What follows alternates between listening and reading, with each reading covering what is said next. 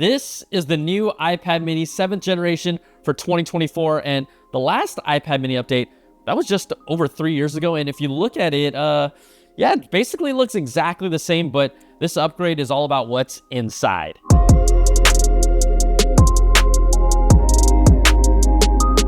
Okay, so we have the iPad mini here, the new 7th generation, and then you got a nice little iPad mini smart folio, the case for it. My favorite part. Woo, so satisfying every time. Ah, so good. All right, let's pop this box out. I think I'll do it a little sideways this time, okay? Oh, and here we go, the iPad mini. Let's get out the paper here, okay? This is it. It's wrapped in its tissue paper. This is almost like an experience in itself. Ew. Now, look at this. Okay, this is the purple iPad mini, 8.3-inch display. The back here, what's different, down here on this booty part, it actually says iPad mini engraved on the back. And then let's go and see what else is in the box. We have the manuals, and then USB-C to USB-C cable, because yes, this is a USB-C iPad mini. And then, look, we haven't seen one of these in a while, but inside this package, you get a USB-C charger for this. And right, we've seen this before, that hard kind of shiny plastic, but there you go. iPad mini right here, 7th generation. I'm gonna pop on this smart folio case really quickly, okay? See what I'm doing. Okay, here we go. All right, again, this is almost like, let me hold this up side by side. I don't know if you can see this, but it almost has like a little, maybe a little bit of a bluer hue to it, right? Like a soft indigo vibe. These are super pastels. The colors they use, I kind of jokingly call them pastel on pastel, but let's pop this open. All right, here you go.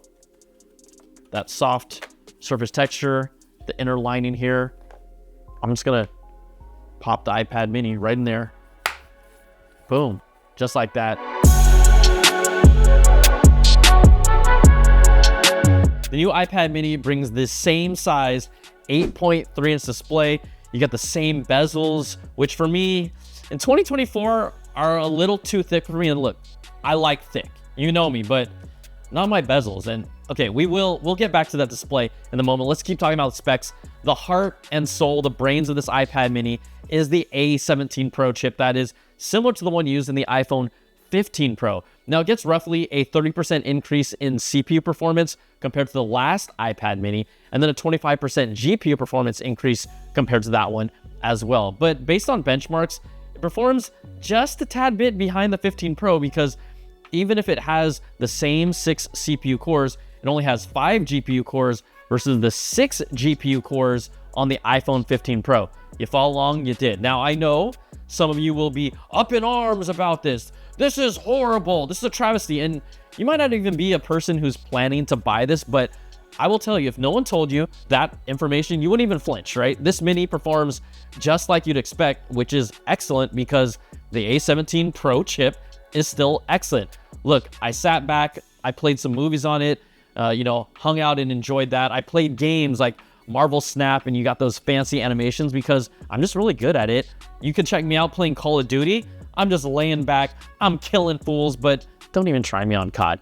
But look, I never felt like the A17 Pro was holding me back in any way on this mini. Now, this mini does come with 8 gigs of memory. That is gonna be double the 4 gigs found on the iPad mini 6, which also means that, yes, it is perfectly suited and made to support Apple Intelligence, which is coming out when that's ready to roll. You know, you're gonna have to wait for that iOS 18.1 update to roll out, which will be very soon, but at least you gotta know this on launch.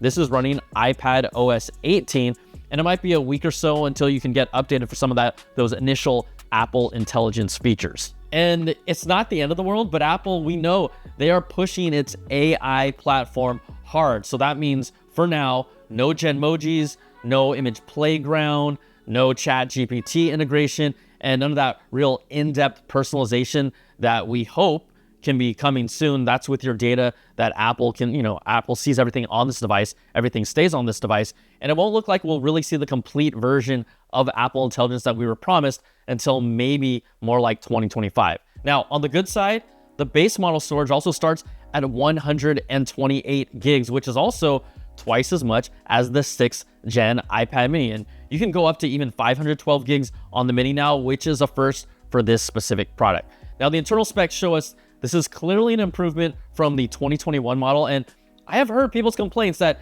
it should have gotten an M series chip inside, but my hunch is, and I don't know this for a fact, but my hunch is that an M series chip just wouldn't be optimized. It might run too hot for a device this small, and that's why we didn't see one, and we haven't seen one for the iPad mini. And again, I don't know this for a fact. I'm not defending Apple here. I'm just making a guess. But do I find it a little odd how people that never complained about the A17 Pro on an iPhone 15 Pro and who aren't complaining about an A17 Pro today are now acting like this is going to be a slow performing iPad because it doesn't have an A18 Pro chip inside of it?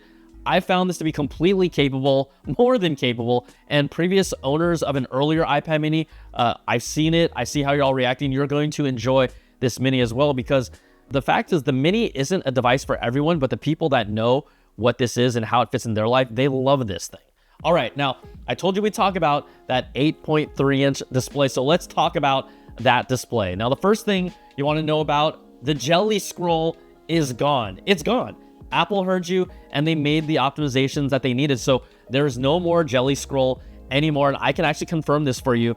And hopefully the visuals that we caught, you can see I'm just scrolling up and down really fast. You don't see that wobble between two halves of the screen. So I'm just here to confirm that Apple made that change. It is still a 60 hertz display, so no ProMotion here. And for someone like me, who's a big, larger screen iPad user, who uses an iPhone, I want ProMotion on every display that I can have it on. This is a choice that Apple made. Also, it's not here, but the higher level iPads, their bezels are a lot thinner than the bezels that we see here on the Mini. I'm just saying, especially for a Mini, look, this display is smaller. It's 8.3 inches, but the bezels, they look enormous on here. The first thing you're like, whoa, those bezels are big. To me, they just look a little too big in 2024. Now, I also think this is the most portable iPad mini. Obviously, it is their most portable iPad.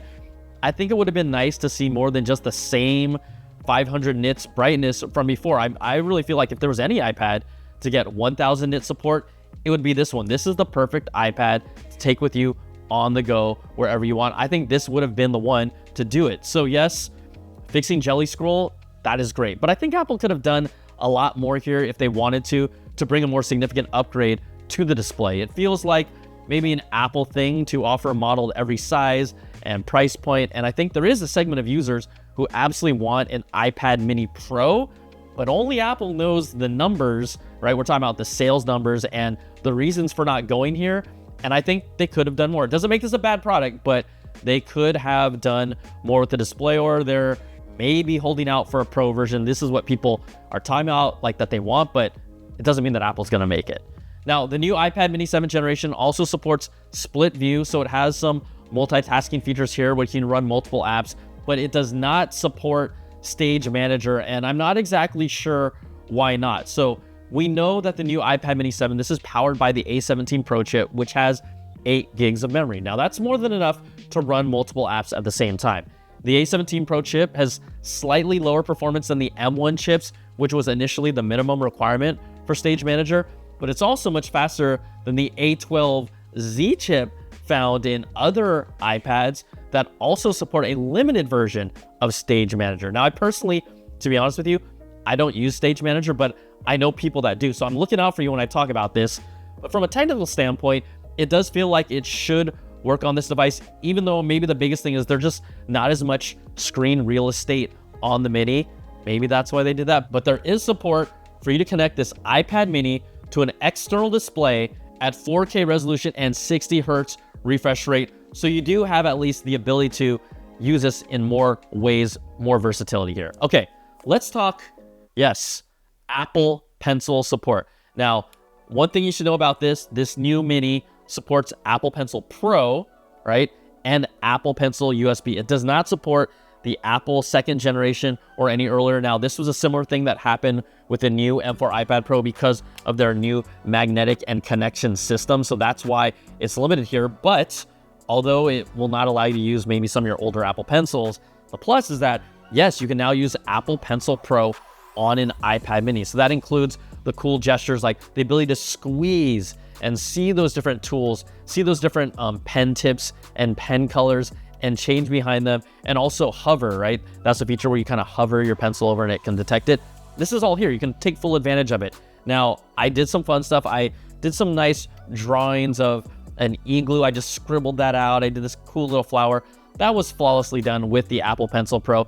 I also got to jump into math notes. Now, this is one of the crazy, this is like wizardry. I'm not in school anymore, but allows you to write in calculations and finish, and it automatically completes those calculations. You can even erase some of the numbers and variables, and then it auto updates for you. So that's pretty amazing. I also got to play around with the app Procreate. Now, they do have these fancy images already pre-made, but I decided to add a few accoutrements, a little detail to enhance the picture. But you can really do some incredible high-end art on a device this size with the Apple Pencil Pro or Apple Pencil USB-C. Also, one of their other killer features, auto refine handwriting. So this learns what your handwriting is like, and a lot of times you can be scribbling really fast and can look a little sloppy. It actually reshapes and recomposes it to look more legible while still retaining kind of the essence of your handwriting. So I decided, hey, let's have a little fun, make a little drawing for all you at home. But I think some of these features, specifically the Apple Pencil Pro, that's a good Apple. Also, you see here, yes, the camera, 12 megapixel rear camera, 12 megapixel front facing. Now, this supports their smart HDR4, so just ultimately means improved, enhanced photos. But I will tell you, I'm not the type of person who has ever taken a photo with an iPad mini. Even with an iPad, you know, as a joke I have, but I'm just not the type of person who takes photos with an iPad. But look, it's there. It's important that it's there. It's just not something that I use that much. You also have, right, the Touch ID button here, which is also the power button at the top. That is similar from the previous iPad mini, but it's located right here. And then you have your volume control at the top here as well.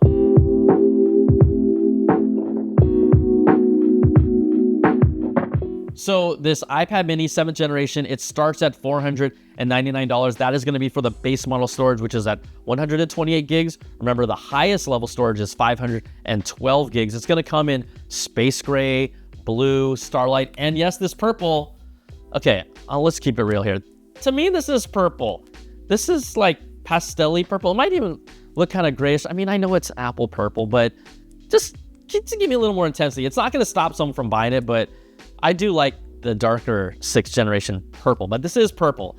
I think the other thing in this space is that if you look at the entire tech market, who's making a mini tablet at this size that is anything remotely competitive with what Apple has?